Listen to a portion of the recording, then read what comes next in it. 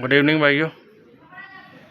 आज एक new bird आया हमारे लॉफ्ट में, वो दिखाता हूँ मैं आपको और बहुत पसंद आएगा